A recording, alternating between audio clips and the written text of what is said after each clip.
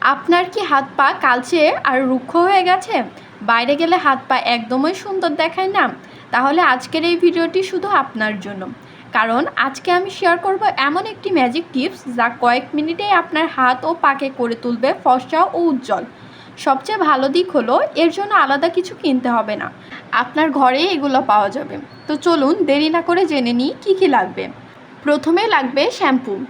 এটি শুধু চুল পরিষ্কার করার জন্য নয়, শ্যাম্পু ত্বক থেকে ময়লা ও অতিরিক্ত তেল দূর করে। এটা হাত ও পা একেবারে ক্লিন ও ফ্রেশ করে তোলে। এরপর চিনি হলো প্রাকৃতিক স্ক্রাব। এটি মৃত চামড়া ও জমে থাকা ময়লা তুলতে সাহায্য করে, ত্বককে করে মিশ্রণ ও নরম। এরপর সবশেষে লাগবে বেকিং সোডা। বেকিং সোডা ত্বকের কালচে ভাব দূর করে, দাগ ছোপ হালকা করে, রং উজ্জ্বল করে। নিয়মিত ব্যবহার করলে হাত পা ধীরে ধীরে ফর্সা হয়ে যায়। একটা ছোট বাটিতে নিন 2 চামচ শ্যাম্পু, এরপর 1 চামচ চিনি আর আধা চামচ বেকিং সোডা। এগুলো ভালোভাবে মিশিয়ে নিন।